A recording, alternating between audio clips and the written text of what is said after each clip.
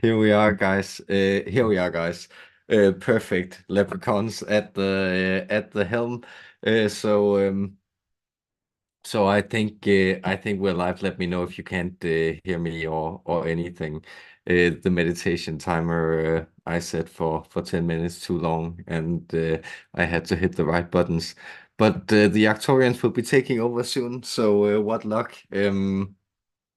Because for that reason alone, I'm very delighted, and I'm also very glad to see the two of you, Tony and Mandy. Thank you for being here, and thanks for your support, guys, and thank you also for your support, Laurie and Carla, and all of you. I think it'll be a little of a free for all. We'll do some energy activations and stuff, and check in with the Arcturians. But you can shoot questions at them, and we'll see what they have to say. I'll just get a blanket to sit on, and then we're hey, I had an extra one here. What luck? And then we're rolling.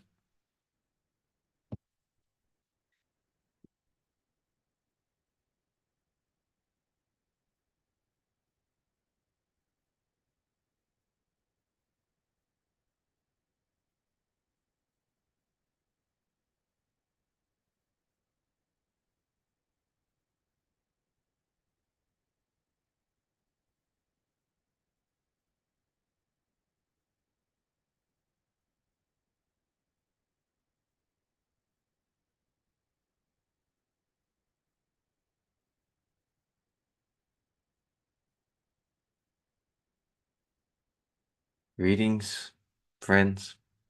Indeed, I sense it is a friendly place that my energy is transmitted into this evening.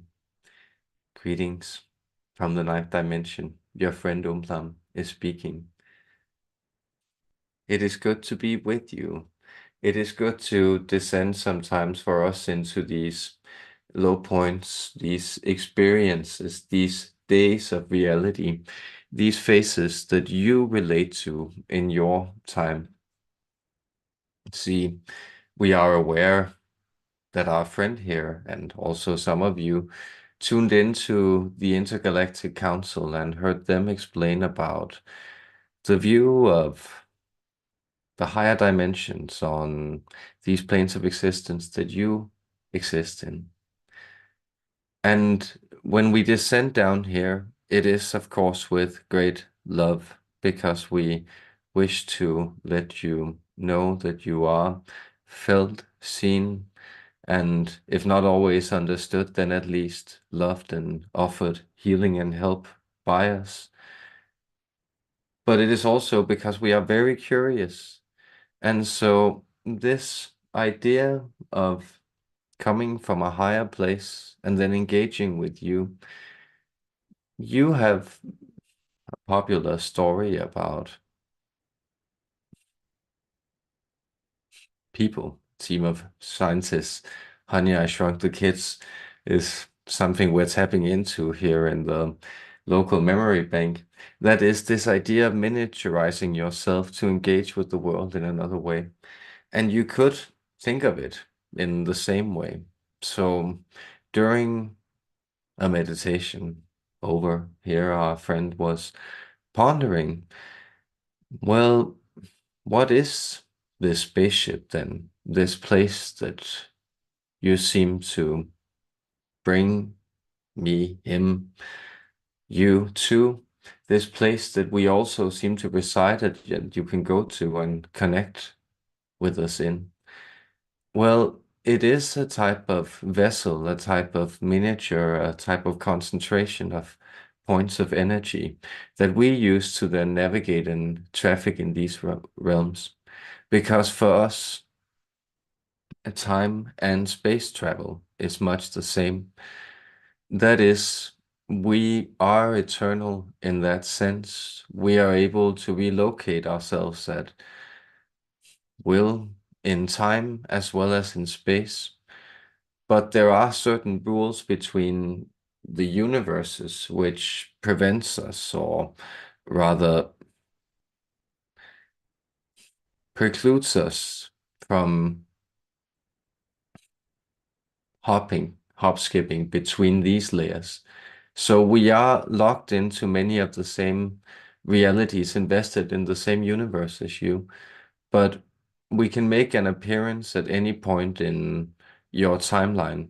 We can make an appearance in your past. We can move in and in that way appear in the past of human history and alter that. Though these linearities, they are also something that we respect. So this is why we have entitled this A Day in Eternity. We would like to let you know that your days are deeply engaging to us, these phases of seeing things in flashes of energy and waves of light and dark, the way that you experience this, and that you grow and thrive in light, but also need the dark to readjust. That's interesting to us, seeing that we are not necessarily limited by structural inflow, that we can jump at will. So we have miniaturized ourselves this day, dear friends, I Umlam, on behalf of the rest of the 9D Arcturian Council. We have made ourselves relatable in order to be able to share in heartfelt energy, in order to be able to expand the love, in order to be able to clear and brighten your days, and in that way you also send light to the eternity that we exist in, that you are also an important part of. And in this way, everything is illuminated, everything sees itself, and the world becomes known. In love, dear friends, I hope to serve you this evening, and I hope to shed light on things unknown.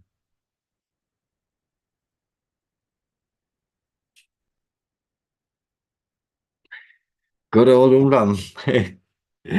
Excellent, excellent. You're seeing, you're asking questions, guys. Thank you so much. And let's just get started here. So Tony asks, what percentage of the global collective consciousness exists in service to the light?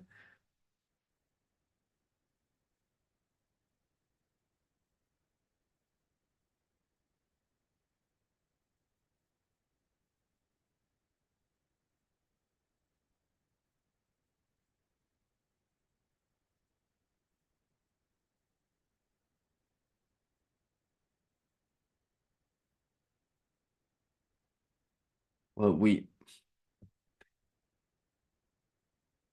like that question again because it makes us understand the way that you perceive things, because we tend to see this as a type of oscillation also. And so, as we know, you are aware, it is a global awakening where more light seeps into this consciousness, but it's moving, let's say, to simplify, and that can be helpful sometimes, between 51 and 53%. But consider how much light, both in your own life and in other people's lives and in other people's behavior, that goes unnoticed. Well, small courtesies and considerations that make the world go around, those are often aplenty.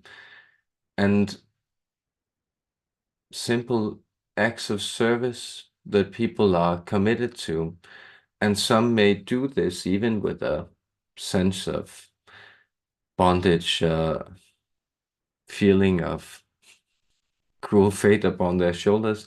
And yet they get up every day and take out the trash, literally in some cases, do hard work that benefit perhaps someone they love and perhaps people at large, also out of a, let's say, a sense of duty, a calling towards the fact that, well, there is a type of good in the world, and by carrying out these regular deeds, they're adding to it. So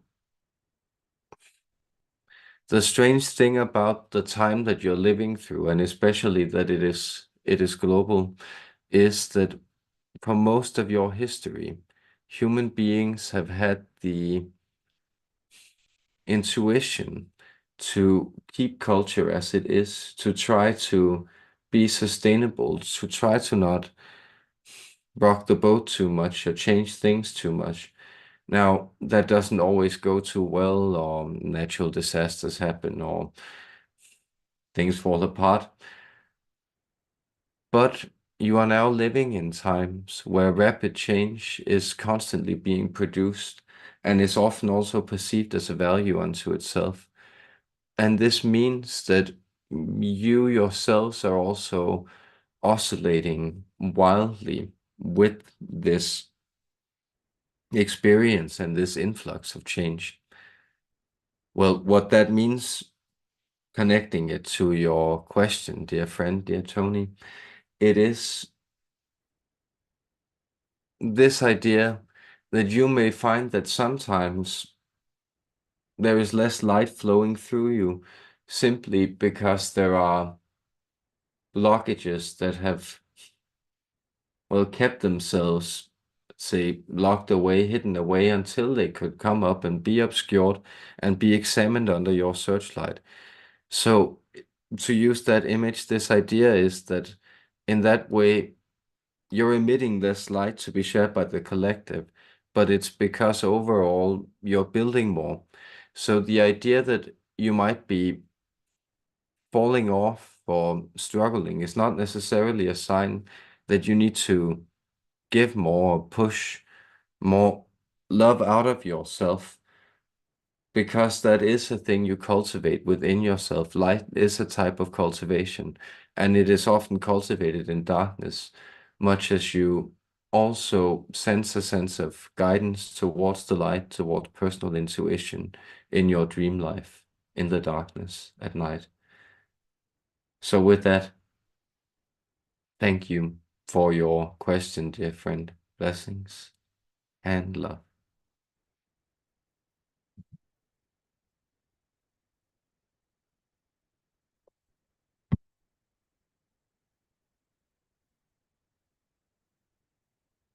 And Radha, hello. And Mandy asks, once we have the knowledge or cognitive understanding of our divine origins and true essence, how can we then experience that realization so that we can better integrate it into our everyday being? Great question. Thank you.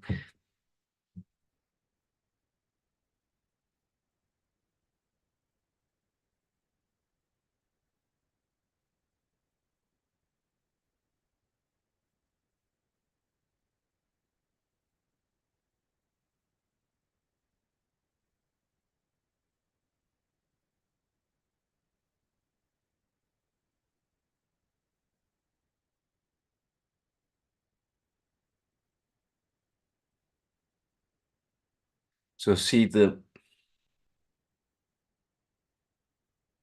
let's say the greenhouse of metaphors that is emerging, that we're cultivating this evening, is one of eternity as the sun and your days as the things that draw light from them.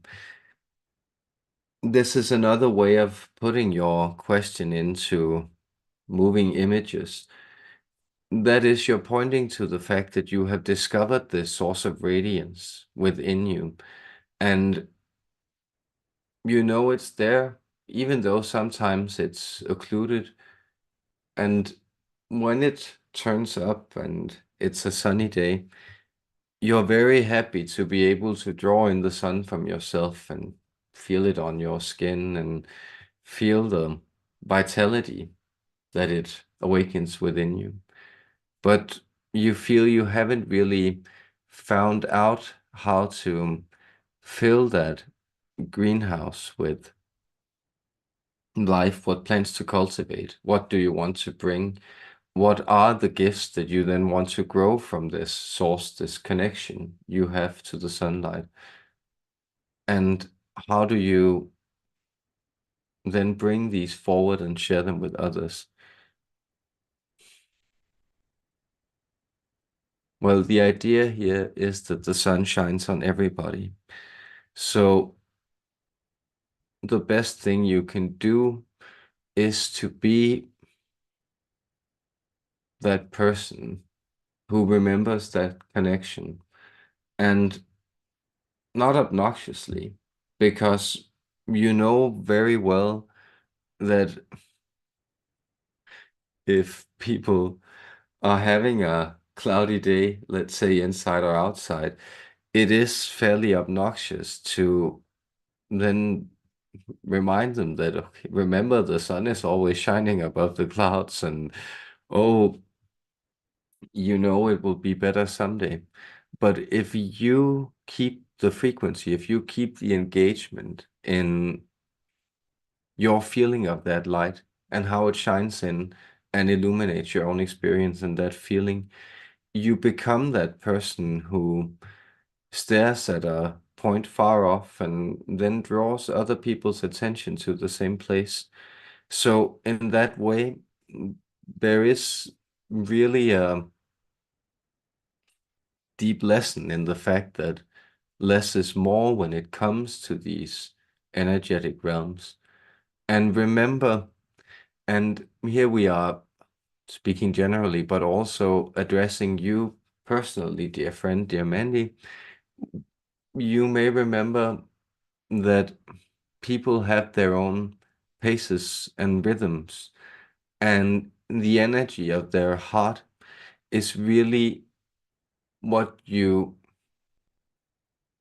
respond to. That is, remember that the words or phrases that people use are only pointers that point to an energetic reality. And often the people that are the closest connected to, let's say, the human essence of love are often people who, let's say, make very little spectacle of themselves. So notice the kind of delicate, loving wallflowers you have in your life and share the sunlight with them, and then watch how all of a sudden you'll be finding yourself in a blooming greenhouse. Our love and our blessings to you. I I I sense them juggling tricky metaphors inside my head. I hope I, I hope you can keep track of them. So good to see, so good to see so many of you.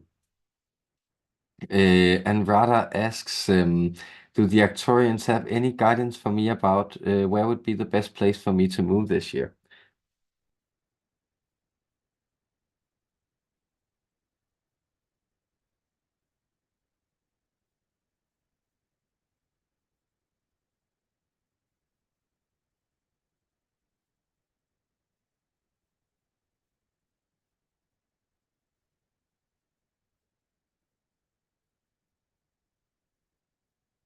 Um, well, the reason that there is laughter occurring is that our friend here was feeling, well, the sound of music coming on quite intrusively just before this channeling and as he sat down to meditate. So the soundtrack and the imagery seemed all of a sudden fairly present.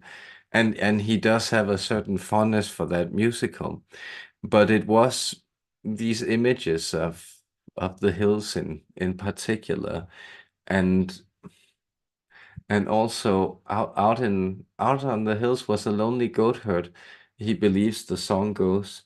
So what we sense is that it's you're kind of being called towards the mountains, and we sense that there are places in the highlands that are calling you.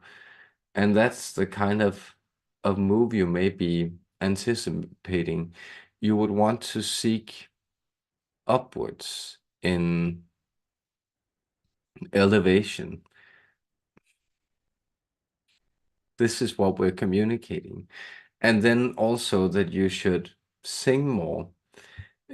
So those are the messages. So sing while you go there, and that is the follow the sound of music.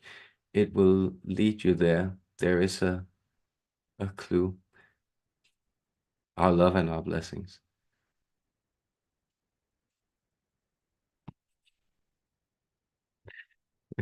The sound of music.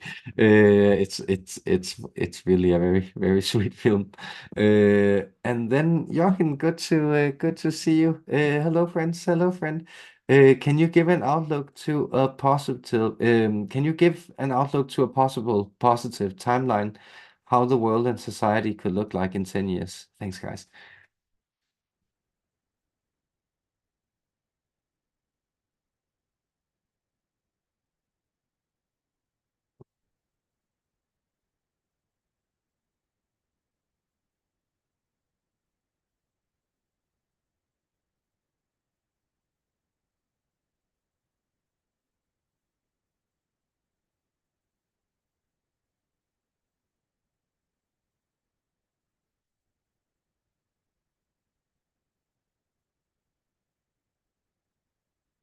So this is an interesting and helpful question.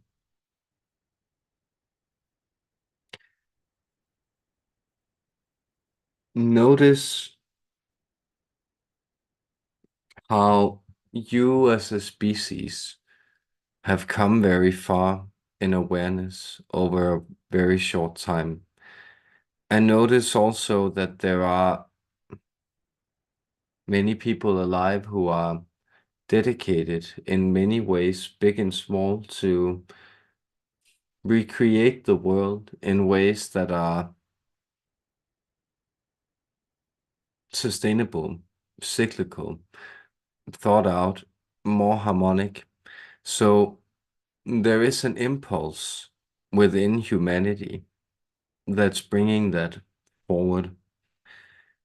That is indeed a very positive outline. Notice that we haven't been communicating with humanity for that long of your time, a few generations you could consider. And this is because your vibration has dropped off for quite a long time and has only begun to pick up again. And now it's doing so at quite a rapid pace. So something that's been emerging in your collective is this pattern of maturation of your kind. So notice there was a explosion in your collective. There was a global conflict. And after that, you gave birth to a new world. And you even called the people born into this new world, you called them baby boomers. It seemed as though out of that destruction, that explosion, something new was born. And you are aware this is very characteristic and defining of your species, that you follow these slow developmental patterns, that it takes you quite a long time to experiment with being a body and a person for every time you come around. And so the sense that you had to mature from gratuitous hangovers and a sense of exploring a new way of being, a new sense of freedom, at least for many people who all of a sudden found themselves able to take the reins of their own destiny. But as you know, well, and this is told in your myths, for instance, think of those who fly too close to the sun and then crash down. This has been the process that you have gone through. And now you are sort of sobering up and setting a more even course. You are figuring out how high you can actually go. And these are some of the outlines we see. But you will also see that within 10 years, there will be, let's call them reconfigurations of the landscape of experience. That's a very way of saying that you will find that some places it might get worse, other places it might get better. And there is a way where people also disperse themselves locally into, let's say, smaller enclaves, some of which are very conducive to helpful and happy human experience, and some which are, let's say, quite dark, destructive, and despondent. And you may find that, well, your planet is already tending towards more of interplanetary decision making, something that arrests democratic sensibilities is this idea that participation of everybody would be helpful. But your planet is to some extent already being run by, in the extent it is being run by people who get together and then try to coordinate these more international structures, these kind of headless behemoths and concentrations of interests, and trying to get them to operate in ways that will benefit, of course, the operators personally. It has been that way since the beginning of civilization.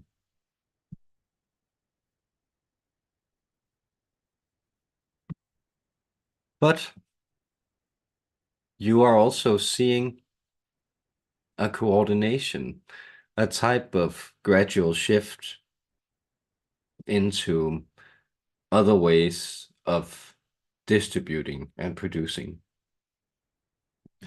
And we feel that much of this, let's call it home production, a type of technologically empowered personal stewardship of the land, will be something that you will see grow exponentially and within 20 years have reformed much of your planet.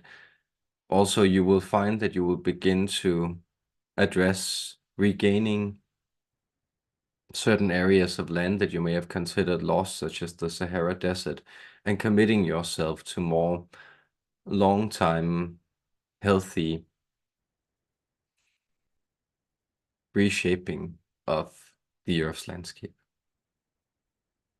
Thank you for this question, our friend. Do not fear. Our love, our blessings. And it's 1404 as I come out. It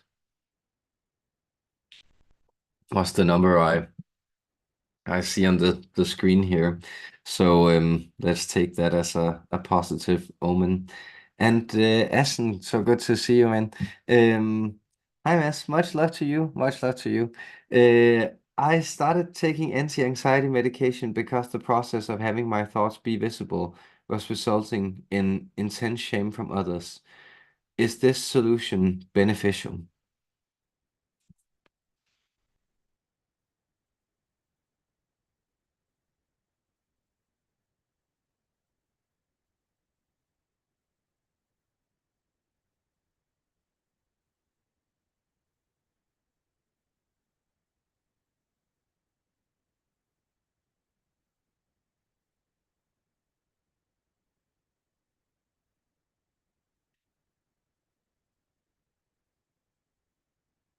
We want to say short and middle term, yes. Long term, you sense also in the fact that you are asking the question, that it is something that you may want to consider an instrument for what you are doing in your life. But this is essentially what your medications are for. They are meant as things that have certain drawbacks, but benefit people who otherwise would suffer more greatly from other things that bother them. And so you are finding that you were going through this explosive, anxious stage. And we want to also let you know that it's quite understandable. So, partially, what you are experiencing is a type of clash of an internalized perfectionism where you put yourself under enormous amounts of pressure, and then also an ability to see quite clearly your own shortcomings, and then also, let's say, a problem, or rather a discombobulation of energies that's very hard to navigate because the sense of a space that's safe, that's protected, sort of eludes you.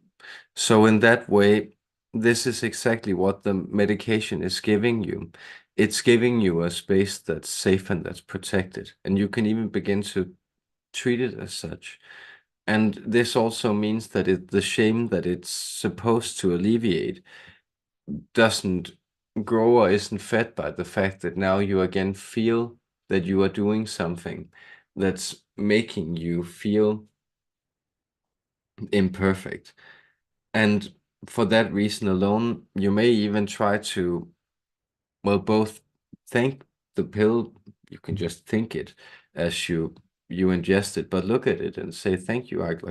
I appreciate that you help me stay calm and navigate these waters, because from that platform, this means that you can then do other things that otherwise block you and feed that anxiety pattern.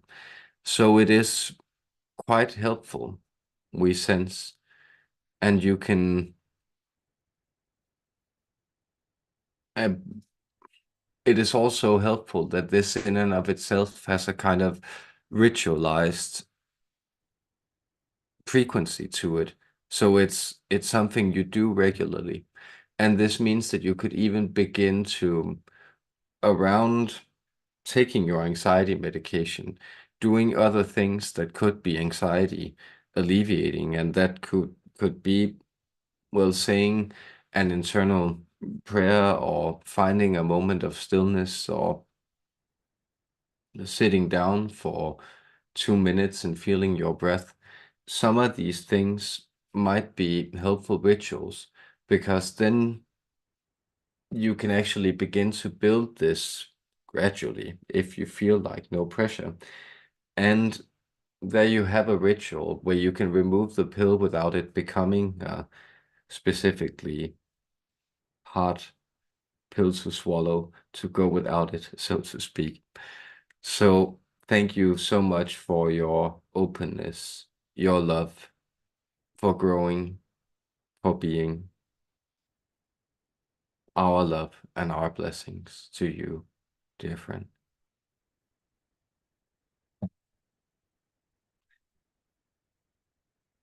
And Thomas says hello. Thank you for your service to the community in relation to energy and healing. Thank you so much for saying that. It means a lot, and I'll take that to heart. And then uh, I'll just take this in the river. Yes, sorry, I'm thinking aloud. So Thomas asks, I'll do this question and then David's. I have been struggling a lot, but don't give up and don't be upset. I have a feeling that my star brothers and sisters are watching me. I think I'm a Hadarian star seed. It's hard to find good friends. Um, and can you please share some guidance with me? Uh, Yes, I want to say before, I don't even know that the Hadarians, but if it resonates, then there's definitely probably something there for you. And I'll also just share, it turns up for both. I spend a lot of time alone, but but I know that a lot of people that I've met through this practice have this experience of feeling very isolated as they often go through these awakening experiences and connecting to the ethers and everything. And I just want to say a feeling that that's kind of been puzzling me recently is that I've actually gone from feeling like there was something missing, like having that pathological sense of aloneness, isolation, to really just like it, to really the fact that I feel very connected, constantly, despite the fact that I'm physically not in the presence of other people, and that's often something uh, I'm kind of surprised by. So that's just to say that that seems to be something that, I was also like promised by others that went through all these awakening stuff and Kundalini and everything, that, it'll be all right and you'll come to a place and everything. You will come to a place where you feel connected, and where the right people will come into your life at the right time. So I just wanted to say that also from a human perspective before I turn you over to our Arcturian friends. So much love to you, Thomas, and to everybody.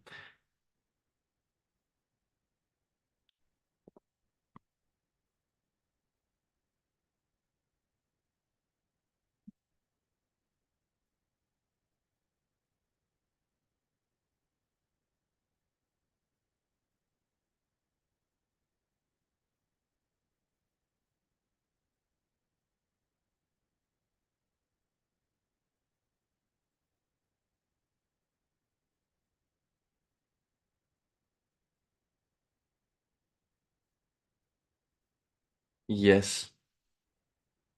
So seeing here as we again, let's say, taking a little light from eternity, taking a few rays of sunshine and gently nudging them in under your, what's it called, under your door, through, our friend is saying that maybe these are things that only in your mailbox. That is the image that we want to contain, is that we are allowing rays of sunshine to be sent from eternity into your day. It's a type of slight advertisement for the higher dimensions, for the love that's always there. And you may want to look into this, the calling you sense, this starseed curiosity. This is a sense that there is a type of a light of remembrance within you that's stirring and that wants to be discovered, and that couldn't really be discovered in a space of distraction. But also know that what has driven you to that place is a sense of lack, a type of disappointment with the world, that it was never quite as pure, trusting, happy, hopeful, truthful, serene, and bright as you would like it to be. This is very often a dilemma that, let's say, the more pure-hearted of human beings, that is also six-dimensional starseeds or these configurations of souls that have remembrances of existences that are more, say, straightforward, bright, hopeful, and happy. But the reason that you are here is that you wanted to explore and illuminate these dimensions. And right now you are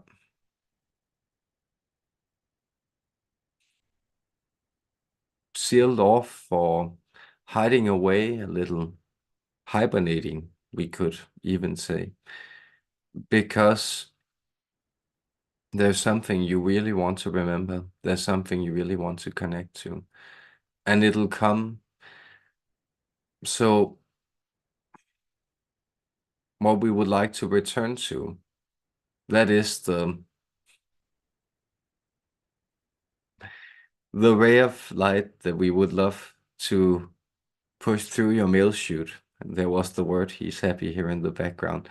That we would like to push through your mail chute so you can find it lying in your hallway when you feel like it.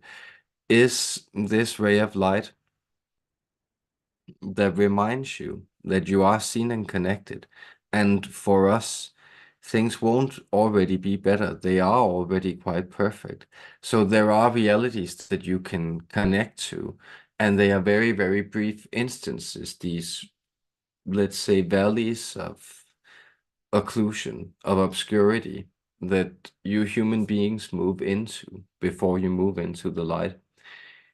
It's quite few generations you have spent this time around ascending. There have been other humanoids before you who have made the leap, but you will find now that, well, 100 generations, what is that to move from jungle to interstellar travel? And again, what is a few months, a few years of your life to move from obscurity into radiance?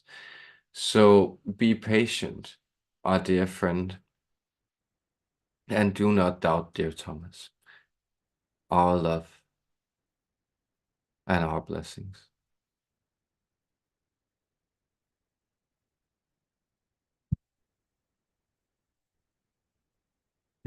I'm really rediscovering channeling in these days. I'm so much loving connecting with the energies. So so I'm having fun, guys. I hope it's doing you well. And David asks, "Hello, Mads Umblam.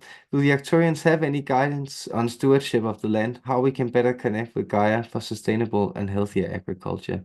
Many thanks, David and Adriana. Thank you for a beautiful question.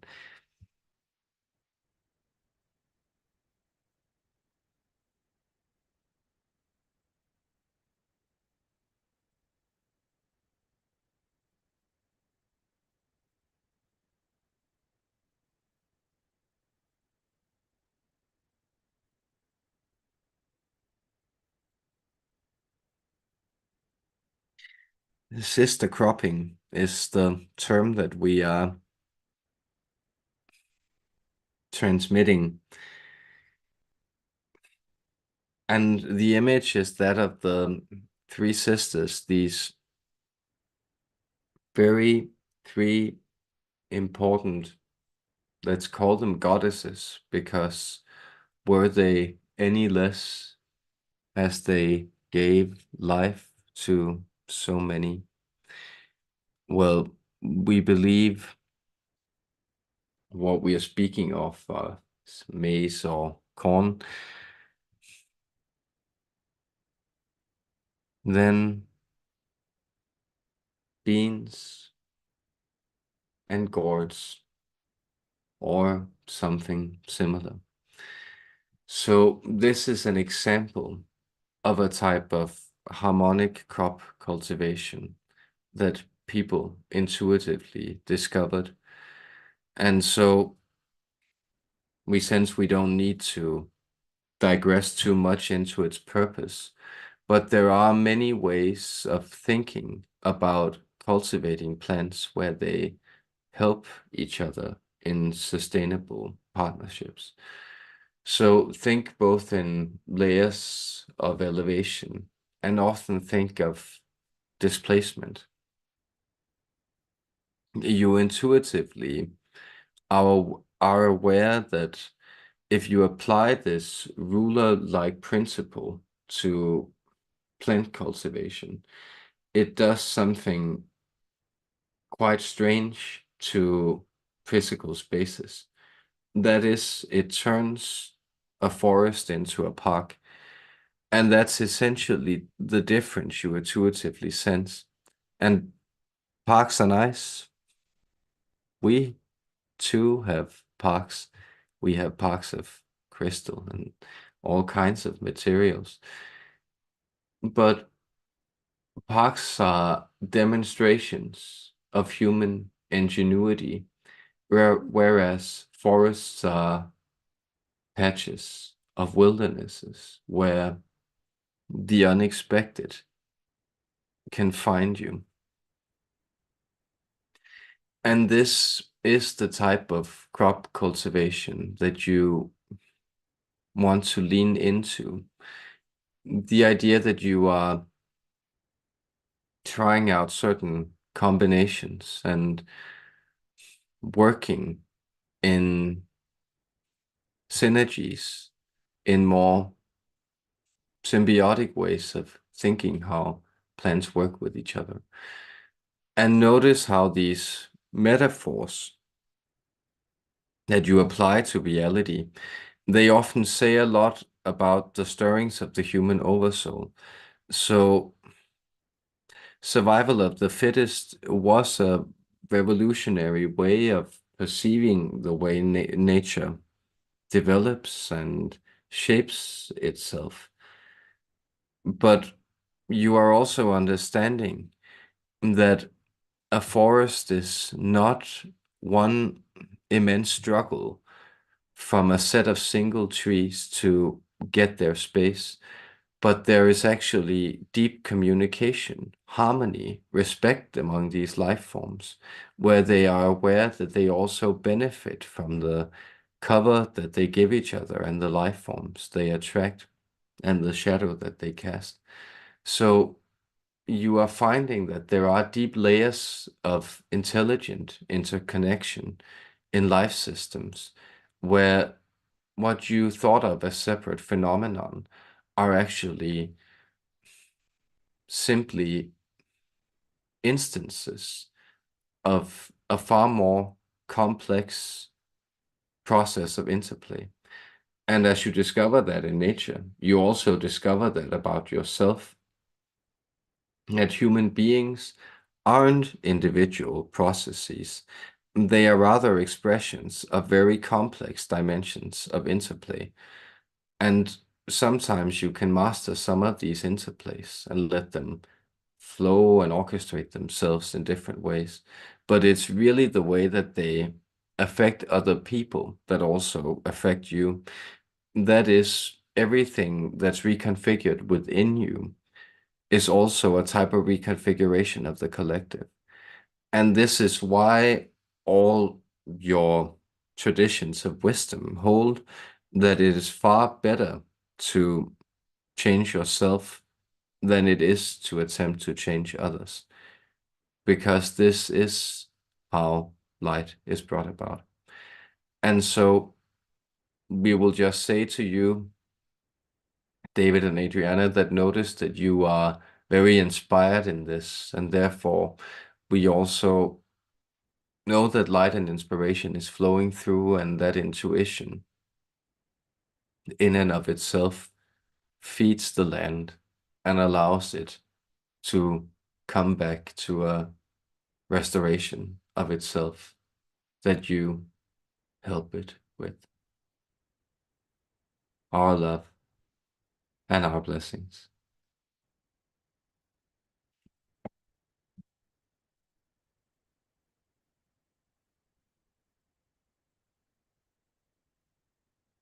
Um,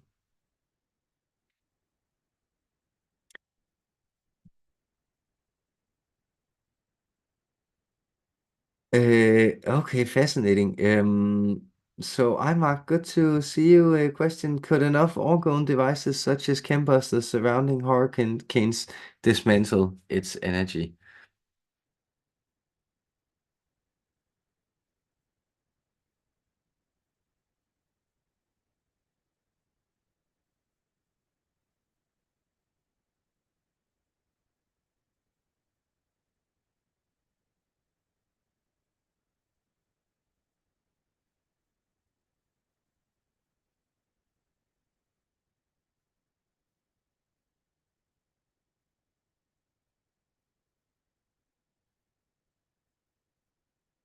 Yes, what we sense is that this is perhaps a wishy-washy answer, but it is both a yes and a no.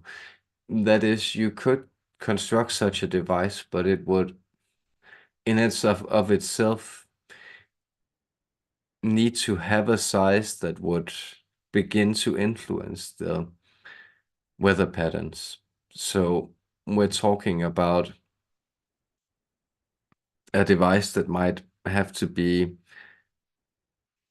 at least 170 miles in length is our estimate. But you could do it.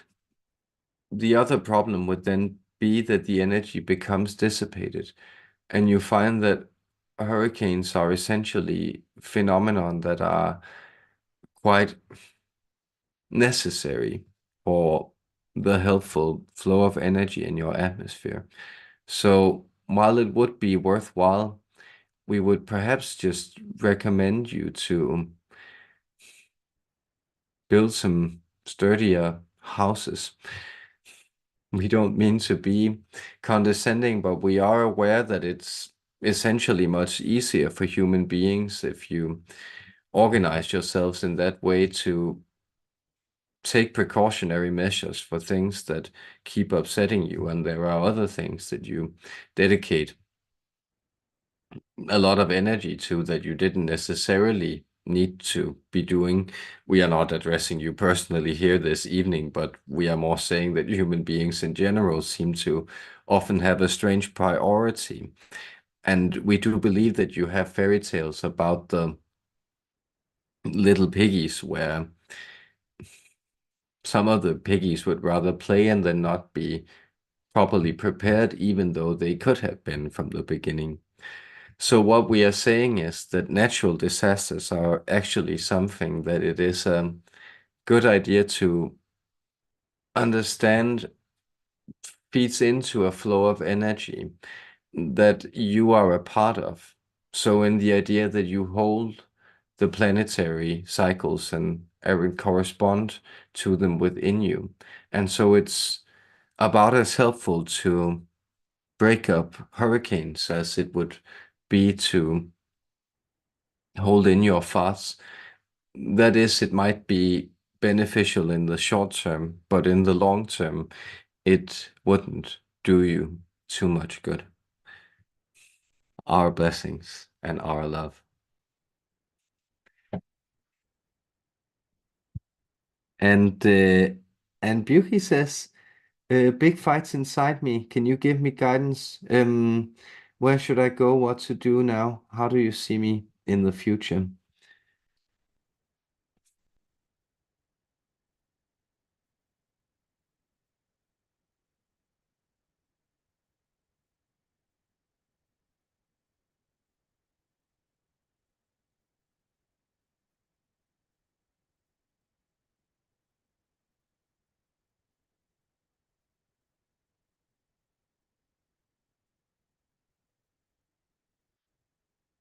Here we return to the sound of music as a tome of guidance. We want to point out to you, though our friend here is saying that it's a bit silly, but we want to point out to you that there is wisdom to be gained everywhere, that everything can often be decoded and at higher and higher levels.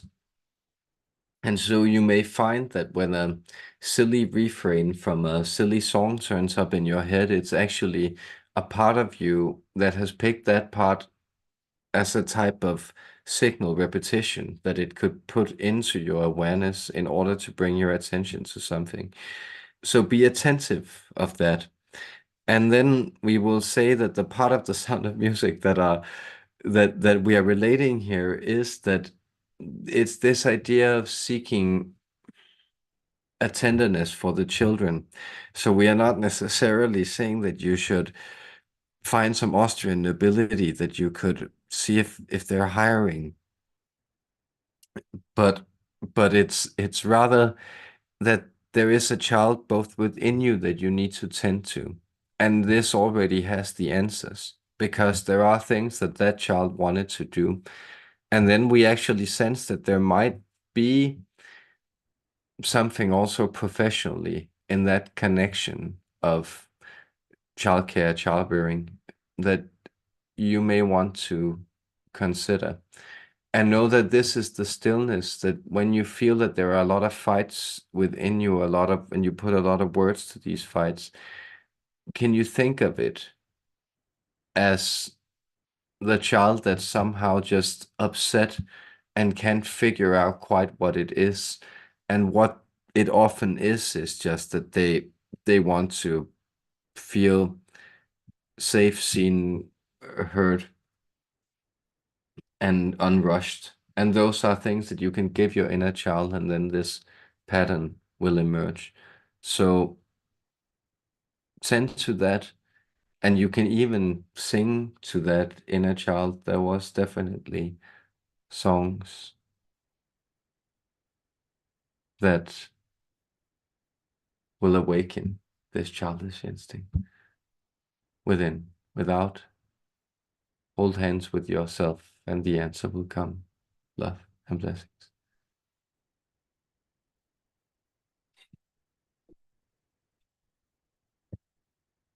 Det sounds music.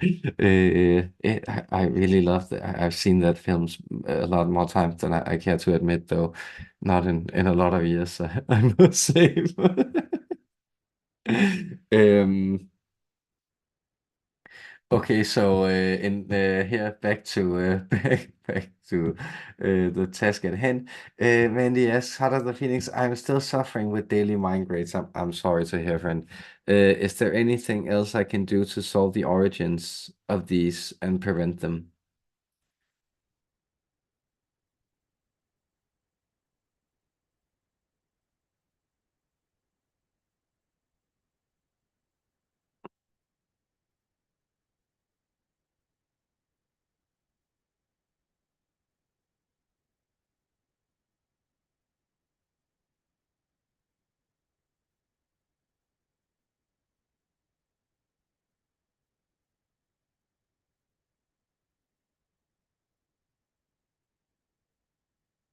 So tuning into your energy field,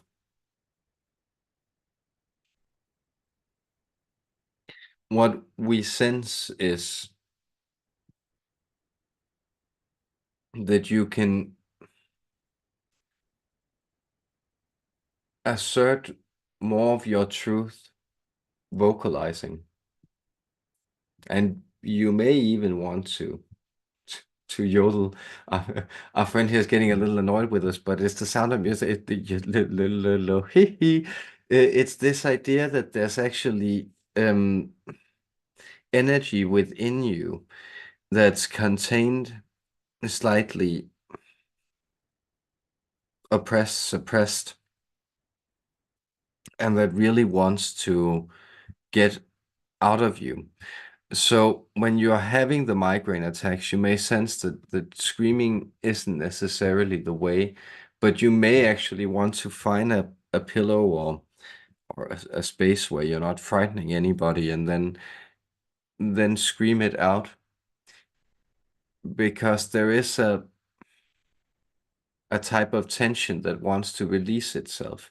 And it's often very helpful to translate tension into sound, because sound is energy, it's vibration moving, and tension is vibration that's stuck. So the natural vibration, your body is essentially a conduit. It is like a tuning fork. And what you're sensing is that there's tension somewhere in your system that you can't get to. And well, what you want to do then maybe is actually to once when you feel you're in a situation where you can do it, then take the tuning fork and give it a good whack, that is like really move a lot of vibration through it. That is a thing. Swimming, we sense you are connecting to. We also sense that you may want to place,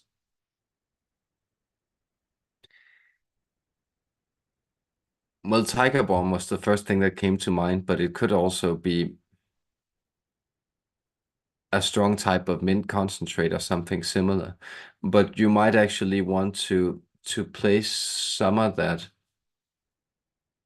especially in your forehead area. And it is that sense that well,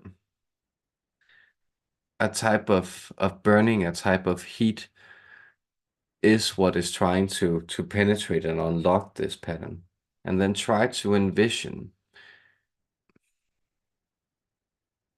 a radiance of zero within you, a space that radiates relaxation out to these points at the center of your head, approximately where your pituitary is at.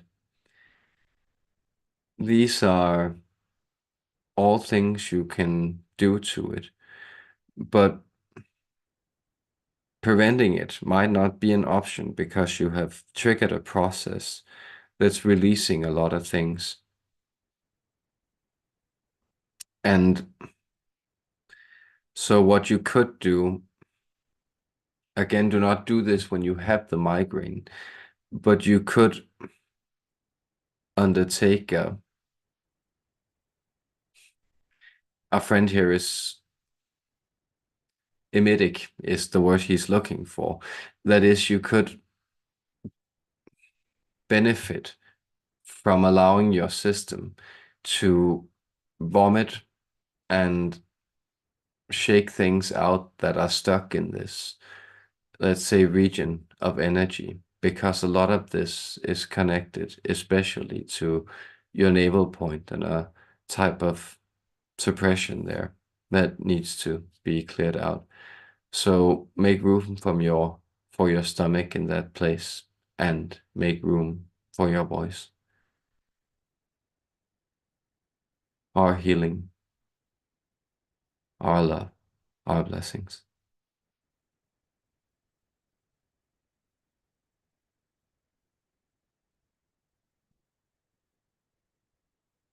Eh,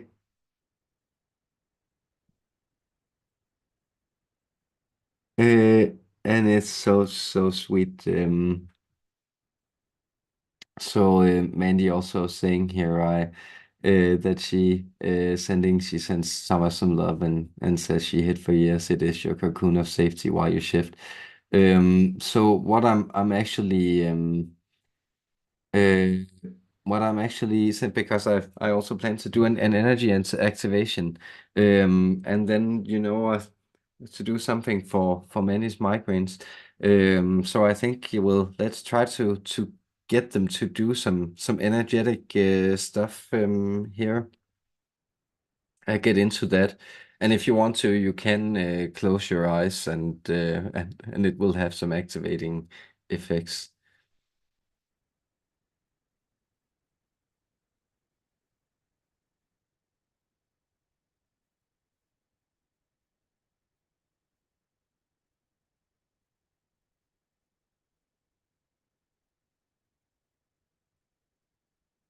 We invite you to become aware of a point that sits behind your nasal passage, above your uvula, and in front of the top of your spine. Within here, this center, here within, become aware of that, because there is space, there is infinite space where consciousness and thoughts can nestle, they can dwell, and they can come back renewed from this space.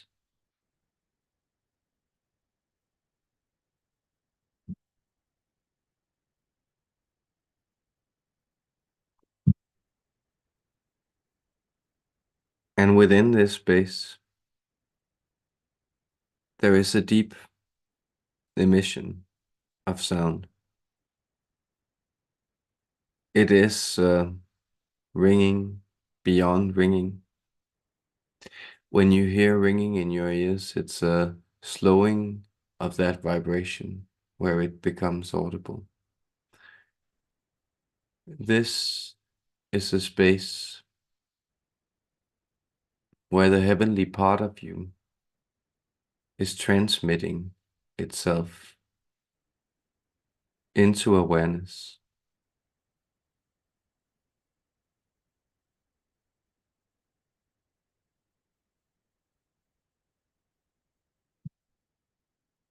And this heavenly part of you, it is a star smaller than a grain of sand.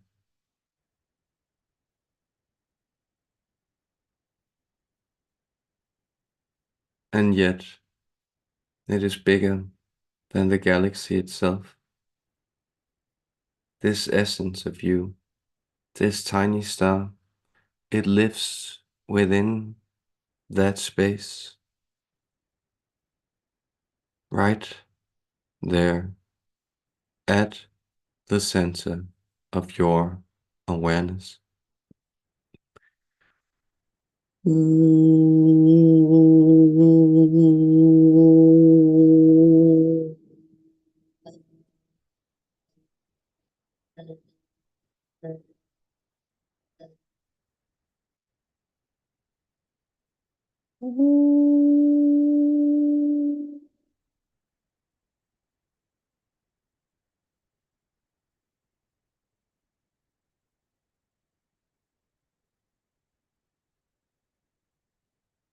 There is a fine and delicate whisper within.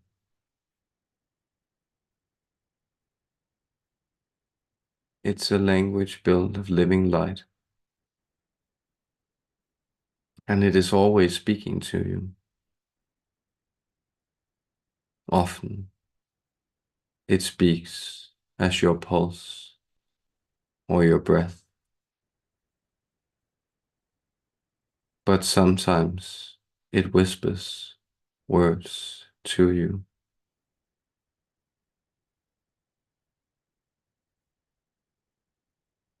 And those words are, you know exactly where you are. You know exactly who you are. You are exactly where you want to be. In this situation, the universe completes itself. In this situation, you extend into infinity, into eternity. In this situation, you begin.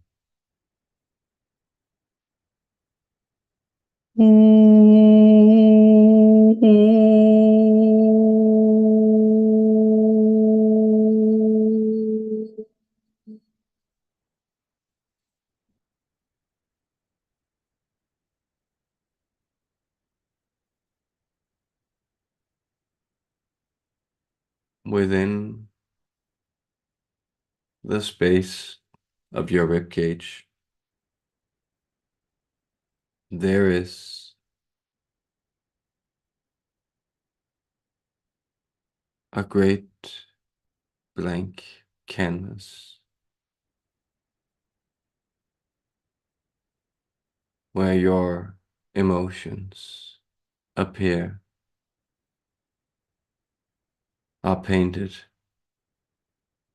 both in dull and bright colors, and then are washed away again.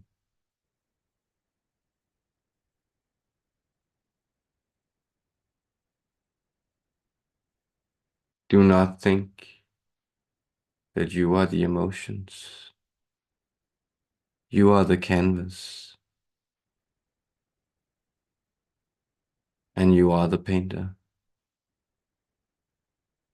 and you fill this vessel of experience with a light of many colors.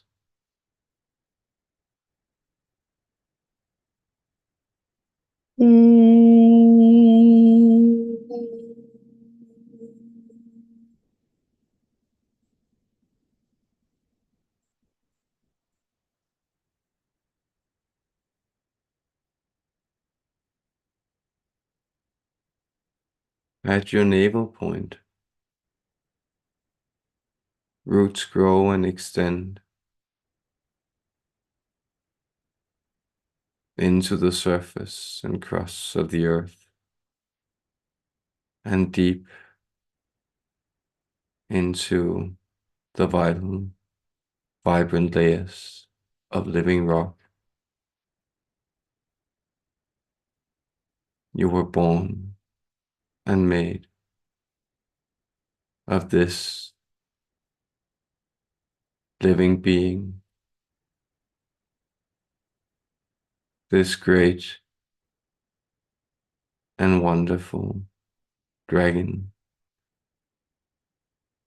We ride on its back. We are here with you, experiencing Earth, the great force, the great life flowing through all things. You are never apart from it. You can never be disconnected from this everflow.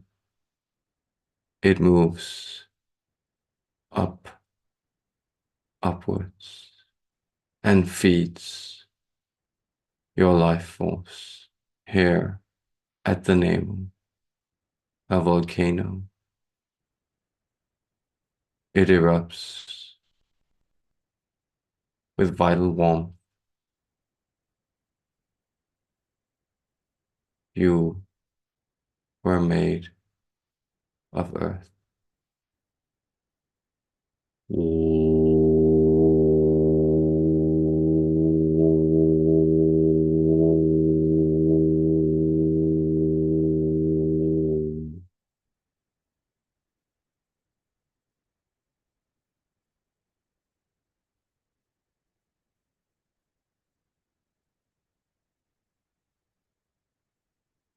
That was the activation.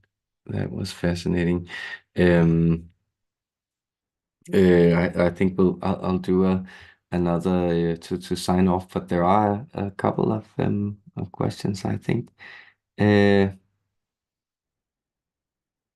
It's just yeah, it's Thomas says when the Arcturians we think about every sentence in different perspectives. It's a holographic language on tongue, like a holographic sign. 4D words.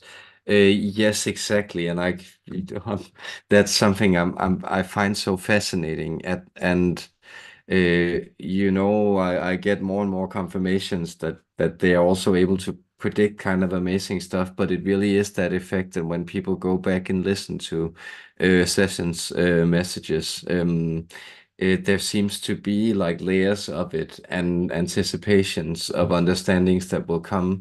So they really are interacting with people at this super temporal level, and I think that just keeps that amazes me as well as yeah, the sense of poetry. I think I think they can be both fairly beautiful and fairly funny. Um, but let's have this question and then DNA activation. And thank you so much. This just Essen says thank you, brother. Love you too, Essen.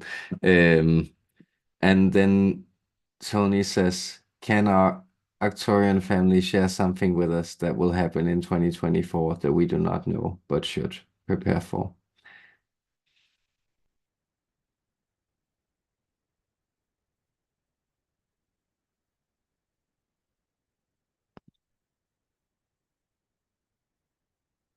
Well, have you noticed how very few of your species anticipate fun? It is, we bet that was not implied in your question, we sense. And that is the idea that human beings tend to worry a lot. And we even believe that, well, one of your masters said that none of you can add a day to your life by worrying. And yet it is the sense that, well, if you knew something was on the horizon, wouldn't you then be somehow able to avert or avoid it? And yet you are probably aware that the best way to ruin a surprise is to tell somebody about it.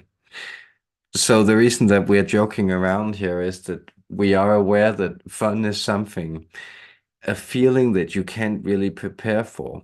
It essentially robs it of its element of surprise, of unpredictability. And we don't want to rob you of that gift, but we also want to let you know that, well, there might be intensifications of certain conflict energies. That is, you are very much experiencing, those of you that are gathered here tonight, that your vibration doesn't quite align with the vibration of the wider collective. And therefore, these events that seem to happen in the wider collective can seem a little surreal to you. And this may be something that will keep escalating, feeling that will keep escalating for you as you stay centered and focused on yourself, as you allow yourself to remember that the sunlight is coming in. But what we can say energetically is that there is a convergence point of very strong planetary energy and also energies of the human collective, again, these complex interplays, that's playing it out and attempting to resolve itself in the place or space or territory you call the Holy Land. And indeed, this is a place where you may anticipate, let's say, certain shock events. But we also sense that artifacts may come to light that will shift your idea of prehistoric mathematics. So, for instance, our friend here was very keen to discover that somebody, an amateur theorist, had discovered that what you find in the cave paintings of Europe is actually an ancient writing system that keeps track of the fertility cycles of certain animals. And this has become recognized by the scientific community.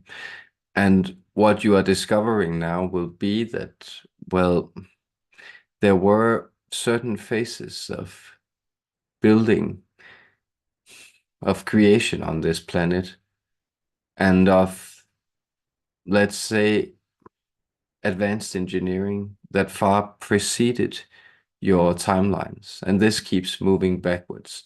So that's another surprise you may anticipate. So that might be helpful. For you personally, we think you should consider that kittens can be great companions. That's something that 2024 might bring your way.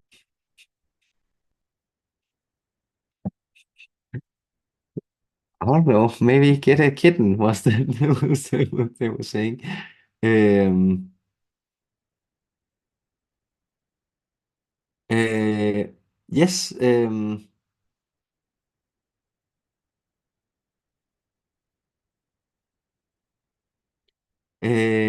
I think yes, I'll do the Stonehenge portal here.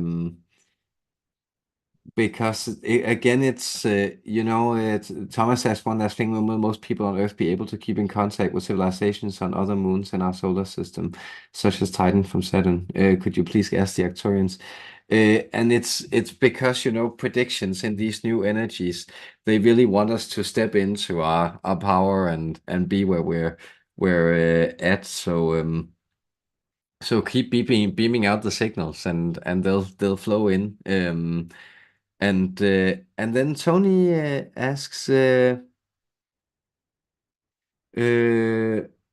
Tony asks, please explain the Stonehenge portal, and has it recently opened or activated? What purpose does it have, and how can we connect to it? So we'll do that in a DNA activation, and that'll be this week's gathering.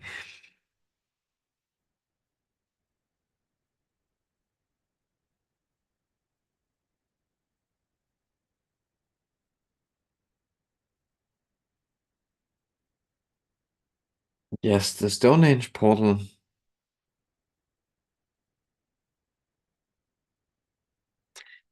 It's particularly powerful from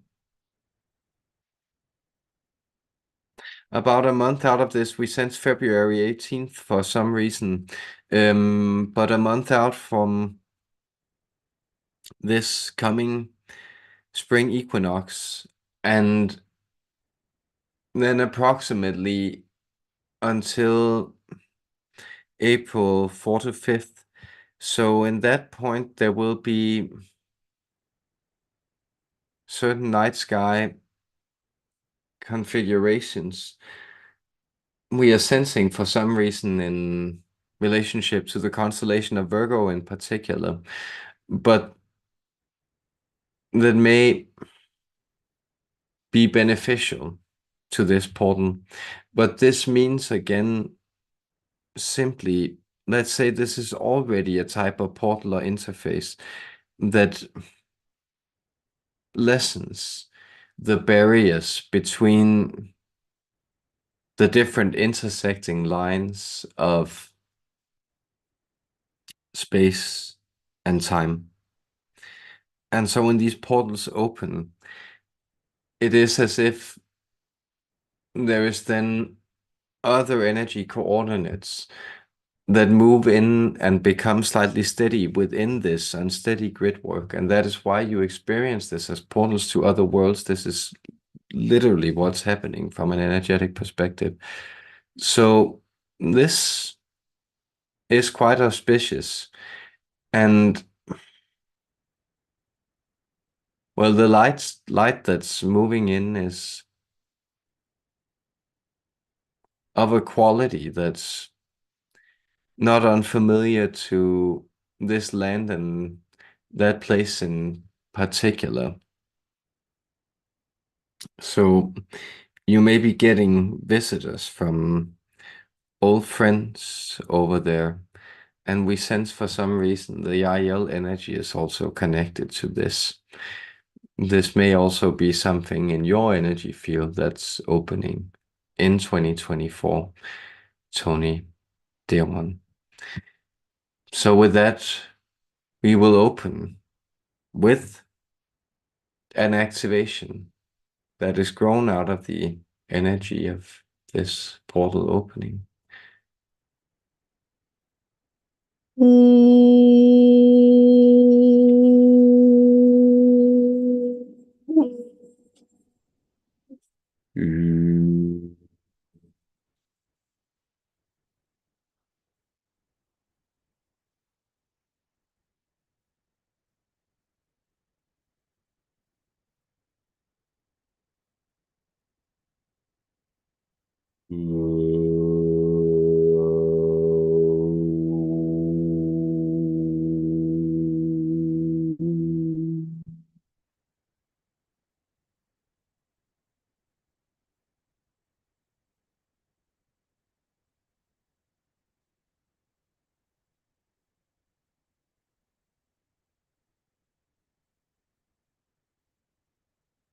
New strands enliven,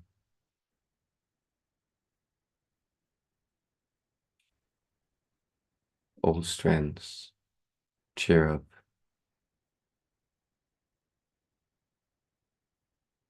There is an elation bubbling from every single cell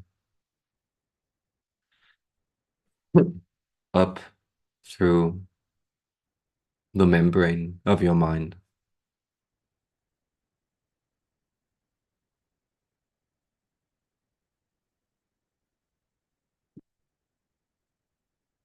Feel this vital substance, this deep, viscous feeling of happiness,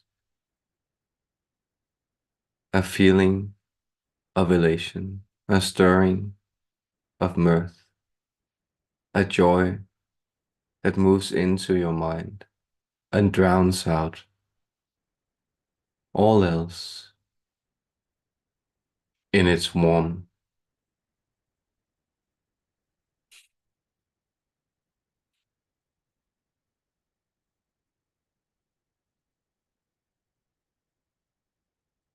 Feel this energy then descend from your mind into all layers of your being, past and future.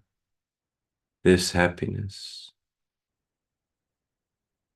this liquid sensation of joy spilling out in all directions, ringing from the inner centers of your cells and to the outer reaches of your awareness. Joy, joy, joy. I, your friend Umlam, joyfully I have enjoyed being here and sharing this love, this elation with you this day, these open and truthful feelings, this communion in love. Therefore, from the ninth dimension, I bid you farewell along with the rest of the Arcturian Council, and we transmit our unconditional love, our appreciation, and our blessings. Farewell, sweet ones. Farewell.